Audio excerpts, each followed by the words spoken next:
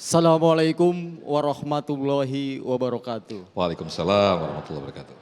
Pak Ustadz, pertanyaannya adalah, apakah kita berdosa jikalau kita salah dalam memilih pemimpin, Ustadz? Demikian, terima kasih.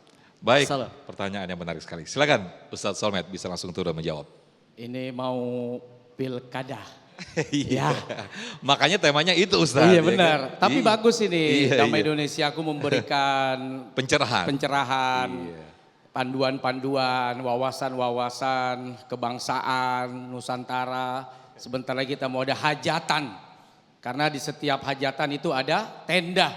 Dan besok ada tenda-tenda KPU ya, di seluruh Indonesia. Makanya namanya hajatan. Nah, Bu, Ibu pernah bikin hajat nggak? Udah mantu? Ada yang udah, ada yang belum. Punya suami? Bagaimana tuh waktu milihnya dulu tuh? Apa yang bikin ibu terpesona sama suaminya? Sampai-sampai yang lain nolak, ibu mau. Yang lain enggak. Kata ibu, udah gua aja dah. Tuh bisa mau. Ibu punya pertimbangan apa itu?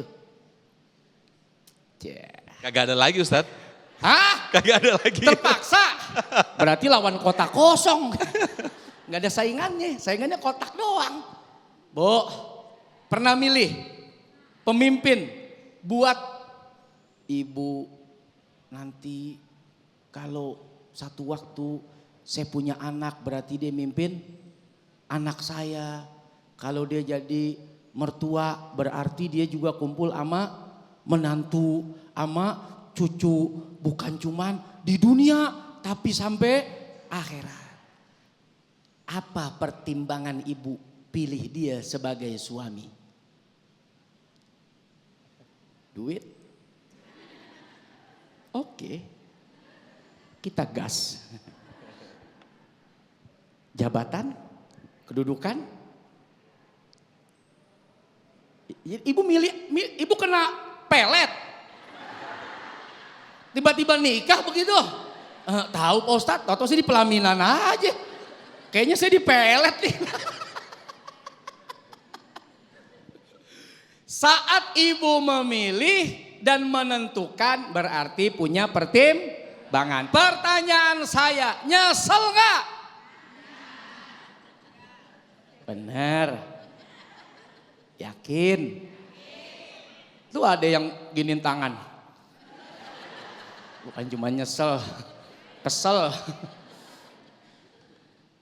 Merasa berdosa, pilih dia. Merasa bersalah, pilih dia. Tapi dia punya salah. Dia punya dosa. Masih tetap bersama? Masih tetap ingin bersama? Apa yang bikin ibu masih tetap bersama? Wadah, anaknya banyak. Oke, setiap kita dalam memilih punya jawaban. Pak, punya bini. Waktu Bapak milih karena apa?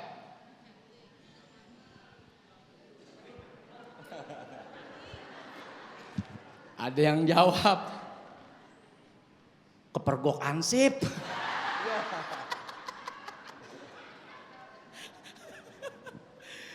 Setiap kita adalah pemimpin. Dan kita juga punya hak memilih pemimpin. Pemimpin anak-anak. Kenapa saya pilih dia? Oh, jiwanya keibuan. Dewasa. Makanya saya pilih dia menjadi istri saya karena keibuan dan dewasa. Sehingga kadang-kadang kalau saya keluar dari rumah ngelihat ibu-ibu yang dewasa kok jadi inget. Inget bini. Oh, saya pilih dia sebagai pemimpin. Kenapa? Bertanggung jawab, cari duitnya semangat, rela berkorban. pagi panas terik, malam dingin, kehujanan. Masya Allah. Saya senang. Kenapa Bu? Karena suami saya bisa disiksa. Masya Allah. Bu, jangan begitu Bu. Alhamdulillah tuh laki gue panas, kehujanan. Ya, daripada gue yang disiksa, mendingan dia dah yang tersiksa. Setiap kita pasti punya pertimbangan Pak. Bu, tahu-tahu timbangannya salah. Timbangannya salah. Kita pikir ini udah bagus, udah baik, udah benar, udah cakep, udah lurus. Perjalanan, keadaan, situasi, nggak pernah ada yang tahu. Maka rumusnya, selama Bapak, Ibu, saya dan kita semua memilih berdasarkan keyakinan, ijtihad politik. Loh, kalau fikih aja ada ijtihadnya kok. Itu yang urusannya urusan agama tuh. Ada ijtihad. Tuh dewan-dewan pakarnya para mujtahid. Apalagi urusan politik. Saudara berijtihad, timbang sebaik-baiknya, semampu kita dalam menimbang. Sebagaimana kemudian ibu, ya gue nyesel. Kalau begini mah gue gak pilih tuh laki. Ya, gue pikir, waduh, nggak taunya begini model tuh bini. Setelah ditimbang, diperhatikan, lalu diputuskan berdasarkan keyakinan sebagai manusia atas ikhtiarnya baik dan benar. Semoga Allah memaafkan kita semuanya. Amin. Amin ya robbal alamin. Tinggal kita doakan aja Ustadz ya. Iya. Kalau misalnya ada yang melenceng sedikit, kita lurusin. Kita lurusin, kita doakan. Yang kurang-kurang kadang-kadang dari kita nih, kalau ngelihat ada yang salah, kita nggak pernah doain. Nah itu dia. Kita lebih yang senang ada nunjuk, caci-maki. lebih senang nyaci maki, lebih senang ngatain ketimbang kita berdoa kepada Allah. Allah yang punya hatinya, Allah yang gerakin hatinya, Allah yang mengatur hidup kita dan hidup dia. Ya Allah, atur dia dengan baik, berikan hati yang bijaksana. Nggak rugi, kagak bayar. Masya Allah. Yang Jalanin penting kita udah berijtihad tadi ya Ustadz ya. Baik, berikutnya Ibu Evi yang akan dijawab oleh Ustadz Pantun. Silakan Ibu Evi. Assalamualaikum warahmatullahi wabarakatuh. Waalaikumsalam warahmatullahi wabarakatuh. Nama saya Evi Ustadz, mewakili Majelis Taklim PKK Bilimun. Yang kita kajiannya juga di Masjid Rebaitu Salam.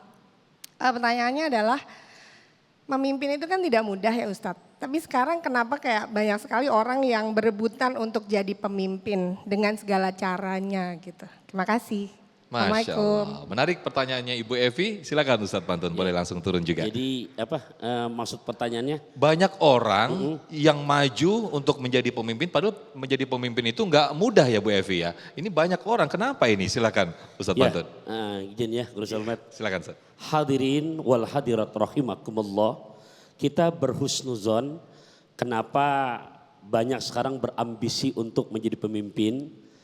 Kalau kita lihat secara janji agama, Ibu Evi dan juga pemirsa Dhamma Indonesiaku, Al-Imam Nawawi dalam kitab Riyadus Shalihinnya, di mana sampai mengutip bahasa Kanjeng Nabi, sab'atun yuzilluhumullah yaumala dhilla illa dhilluh. 7 kelompok manusia yang besok di hari kiamat, di saat yang lain panik, mereka nyaman. Yang lain pada kebingungan, mereka mendapatkan perlindungan. Ini mudah-mudahan nih yang pada ambisi jadi pemimpin, merujuknya kepada bahasa Nabi ini nih. 7 kelompok ini nyaman. Orang-orang pada kehausan, dia nyaman mendapat perlindungan. Siapa mereka? Tadi ada berapa Bapak Ibu? 7, ada berapa? Ya Allah, malimping di kota Serang buat dimakan di hari Sabtu. Pasang kuping biar terang, saya sebutkan satu persatu. Nah di antaranya dari yang 7, Nabi menyebutkan Bu Epi, imamun adilun. Pemimpin yang adil. Jadi ya kita berhusnuzon, Semoga orang-orang yang di mana hari ini berambisi untuk menjadi pemimpin. Kenapa? Karena memang dengan ilmunya, dengan kualitas ilmiah dan akhlakul karimahnya, mereka berambisi untuk menjadi pemimpin yang adil. Karena di saat menjadi pemimpin yang adil, bukan hanya di dunianya, tapi betul-betul di akhirat, paling duluan mendapatkan perlindungan untuk masuk surganya Allah.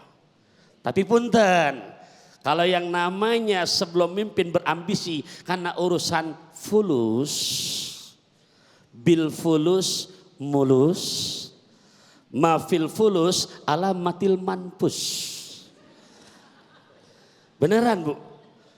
Karena kalau dulu kita semangat tuh dengan lagu maju tak gentar membela yang benar. Betul apa enggak? Sekarang udah banyak berubah Pak. Maju tak gentar membela yang bayar.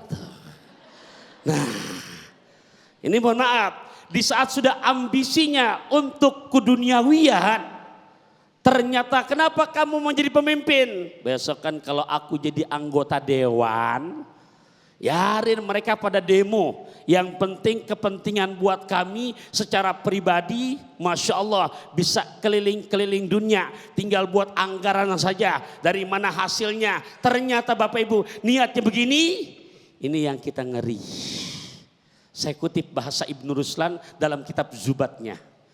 Wa alimun bi ilmihi lam ya'malan mu'adzabun min qabli ubadil wasan. Ya Rob. Terjemahin jangan nih. Terjemahin jangan. Minta maaf sebelumnya. Kenapa Ustaz? Arem-arem berasa hangat. Ini maknanya serem banget. Tapi buat calon para kandidat yang akan maju untuk ke pesta demokrasi, untuk menjadi pemimpin, mudah-mudahan disimak. Ini luar biasa lewat kajian Damai Indonesia Kuni. Apa artinya Ustaz? Orang yang punya ilmu, lantas menjadi pemimpin, kemudian dia prakteknya tidak mengamalkan.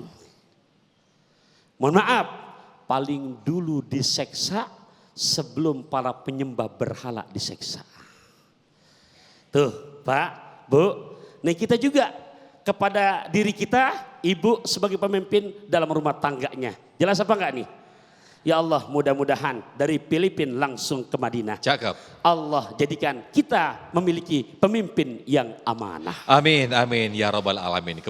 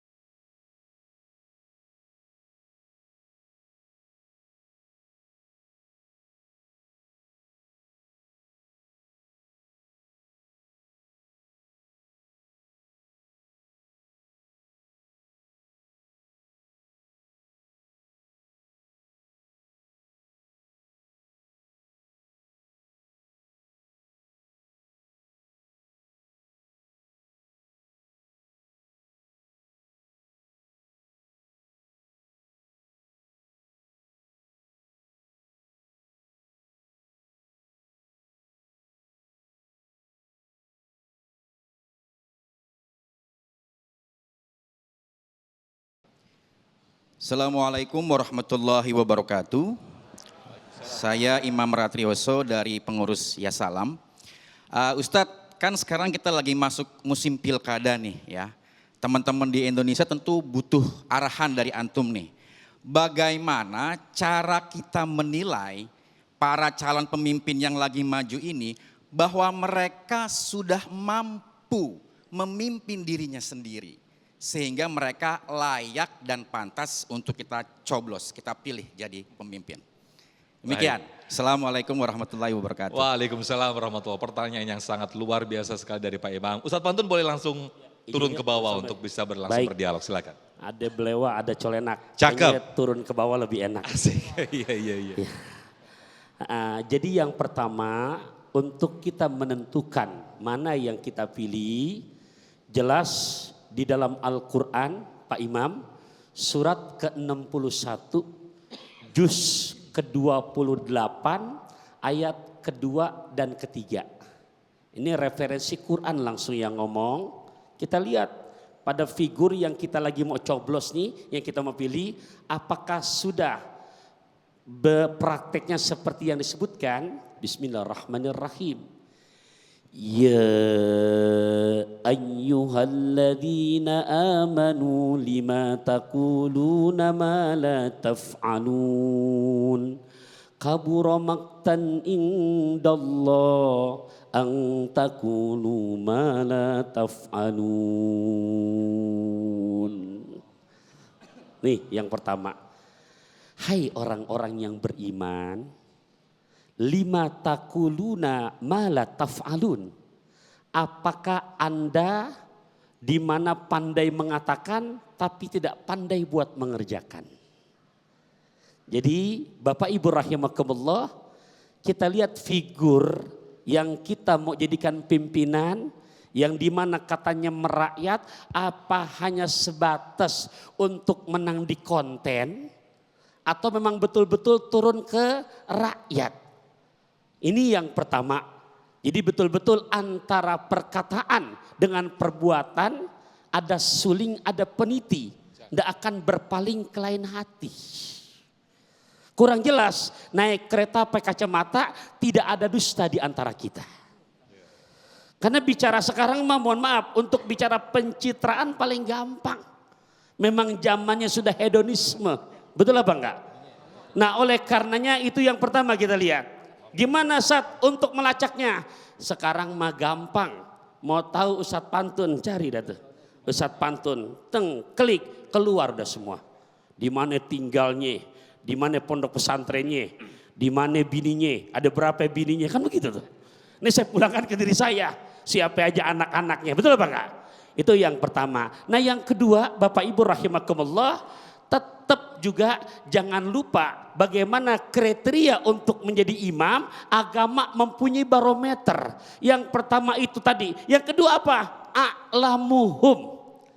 Yang lebih alim. Kalau bicara sejarah, makhluk yang pertama diciptakan yang dari api. Jadi guru. Yang kedua dari cahaya, malaikat.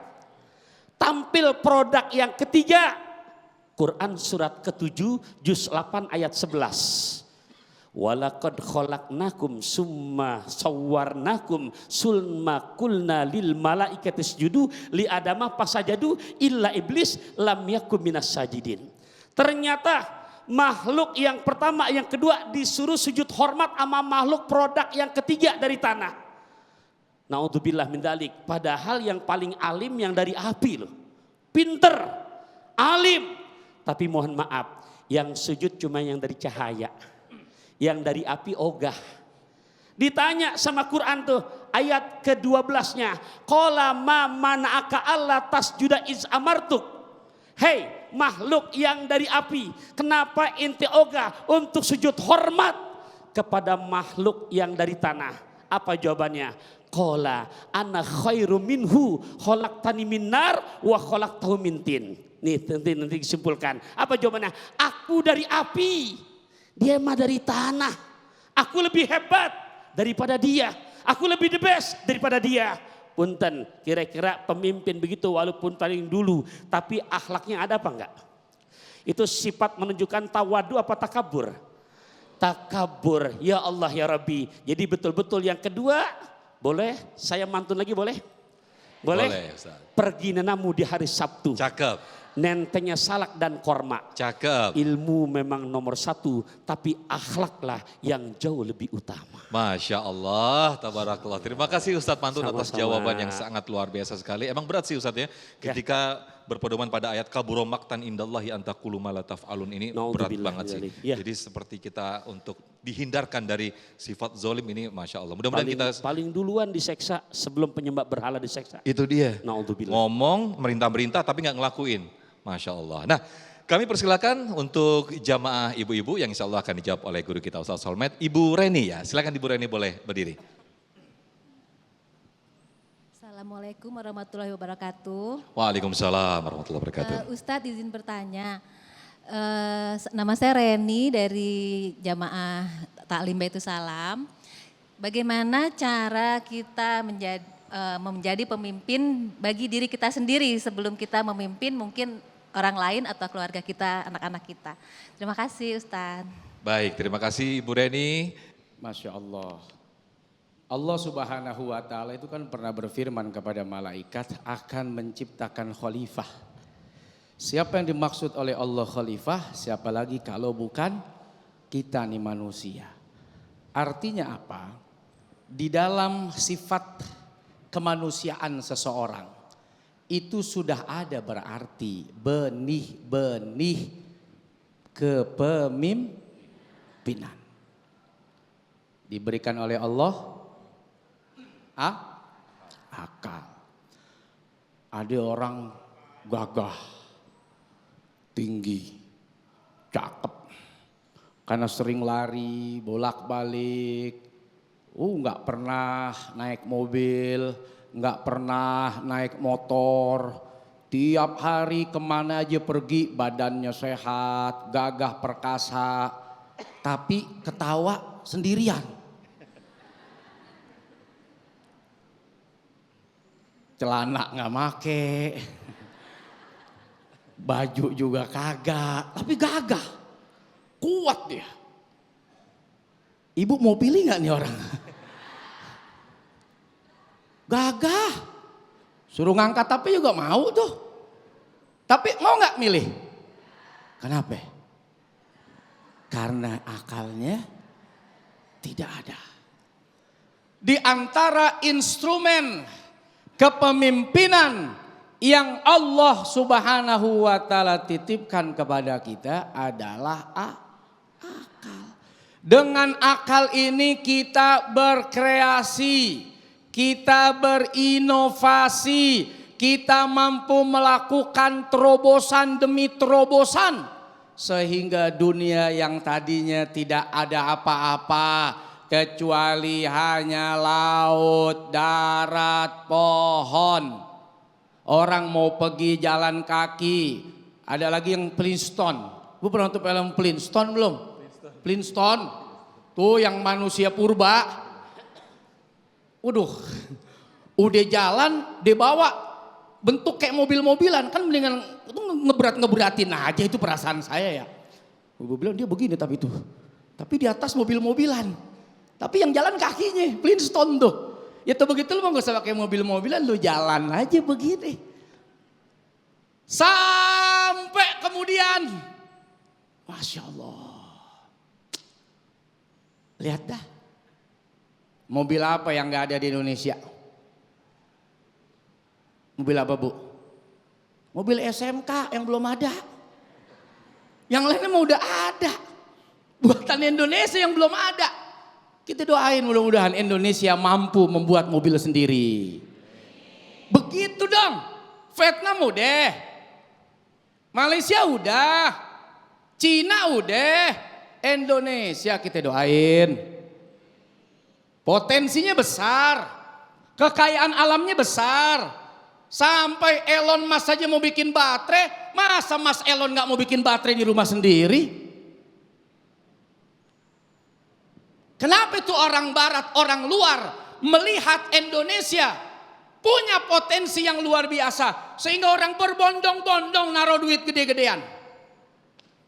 Kudunya kita nih, pemimpin bangsa ini dengan akal pikirannya. Kenapa dia pengen taruh duit gede-gedean di Indonesia? Ternyata potensinya besar. Kalau sudah tahu potensinya besar, lirik tuh. University, universitas. Mana tuh yang IPK-nya tinggi, yang punya prestasi. Jangan sampai diambil tuh anak-anak Indonesia yang hebat, dia lari ke barat, dia pergi ke luar negeri, dia bangun negeri orang, dia tinggalin negerinya sendiri. Saya udah gak mampu lagi dah kuliah dah. Tinggal kuliah, udah. Tapi adik-adik kita di kampus banyak yang berprestasi. Lalu kemudian sudah mulai merencanakan, ntar kalau gue lulus, gue mau keluar ah. Tak kalau gue dapat kerjaan, gue mau di sono aja ah. Emang apa? Di sini mah ya pintar sama kagak pintar sama aja. Padahal salah satu instrumen yang tidak diberikan Allah kepada malaikat, kepada iblis, akal, dan itu diberikan oleh Allah kepada manusia karena manusia makhluk yang paling tepat memimpin dunia yang luas ini, saudara-saudara. Alhamdulillah.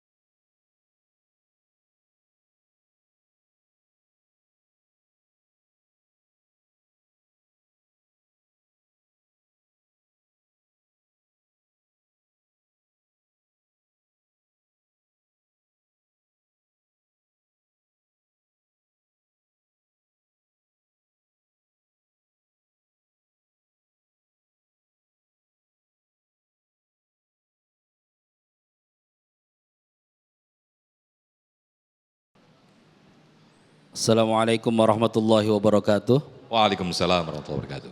Perkenalkan dengan saya Marbudi dari Remaja Masjid Raya Baitus Salam. Ingin bertanya Ustadz, menurut pandangan Ustadz, apa godaan terbesar bagi seorang pemimpin?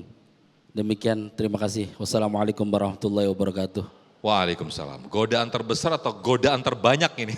Karena pemimpin itu Masya Allah banyak godaannya. Ustadz Solmed dulu deh yang jawab, silakan Ustadz Solmed. Cewek lagi. Ya godaan kita semua kan kita pemimpin. Iya. Kullukum ra'in itu kita pemimpin. Buat laki-laki, perempuan itu godaan. Jabatan itu sendiri godaan. Harta itu godaan. Sekelas kita yang punya harta, tidak punya jabatan saja, berlomba-lomba dengan harta itu untuk bisa mendapatkan jabatan. Apalagi yang sudah punya jabatan, aksesnya luas. Yang mahal itu akses. Ini pintu, ini pasti ada pintunya enggak sih? Jendela Bolong semua saya lihat. Adem tapi Ustadz enak. Adem enak. Saya nyari pintunya banyak bener, cuman bolong semua. Ini ketika pintu ditutup.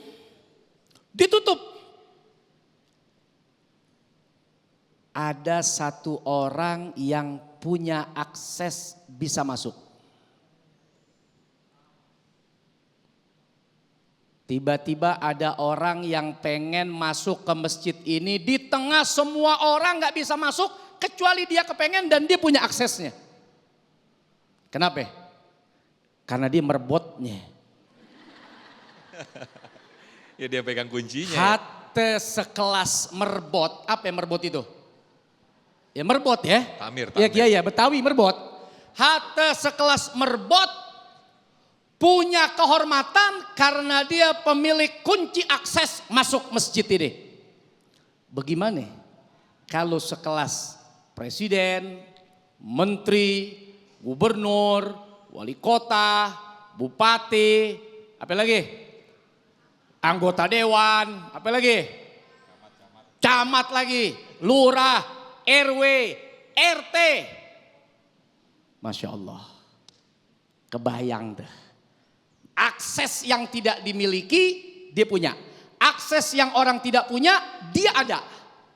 Lalu kalau akses itu dipakai bukan pada tempatnya, disitulah terjadi tadi kecurangan, ada kolusi, ada nepotisme, ada korupsi.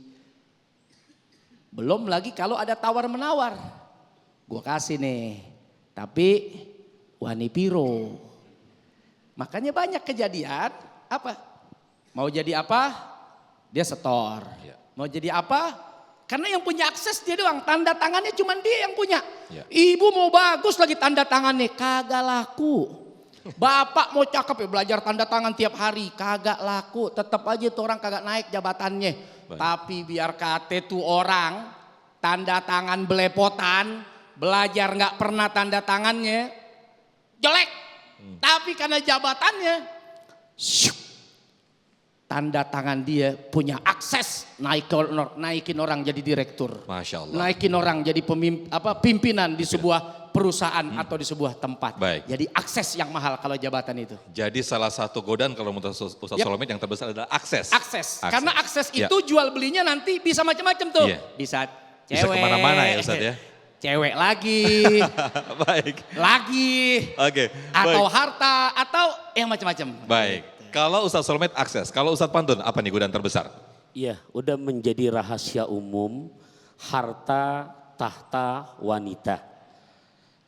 Makanya di dalam Al-Quran surat ke-63 juz ke-28 ayat ke-9 Allah memberikan warning dari 3 macam ini. Ya ayyuhalladzina amanu la tulhikum amwalukum wala auladukum an dzikrillah. Wa may yaf'al dzalika faulaika humul khasirun. Hai Pak Budi yang bertanya, wahai para ayahanda, wahai para ibunda, termasuk hai Taufikur Rahman, wahai Ki Solmed, setiap kamu pemimpin jangan sampai kamu dilalaikan hanya dengan 2 urusan, harta dan anak. Ya, termasuk tadi tambahannya yang diulang berkali-kali, saya nggak berani nyebutnya, sama Ki Solmed. Lancar banget antum ya. Cewek, cowok, sama. Nah. Emang kan banyak perempuan Iya. juga godaannya ke cowok kan. Iya. Banyak. Nah, hadirin hadirat rahimakumullah, ya, itu sudah kejawab, tapi mudah-mudahan buat kita termasuk yang dimana Nabi contohkan. Kata adik Usama bin Zaid, ya Rasul ini anak orang terpandang. Ini anak orang kaya, kalau kamu potong tangannya apa kata orang Indonesia? Tapi lihat jawaban Nabi, itu enggak seberapa demi Allah. Fatimah bintinya aku, dia mencuri, aku yang langsung potong tangannya. Pergi haji ke kota Mekah, berangkat dari Madinah. Semoga Indonesia makin barokah. Allah tunjukkan pemimpin-pemimpin yang amanah.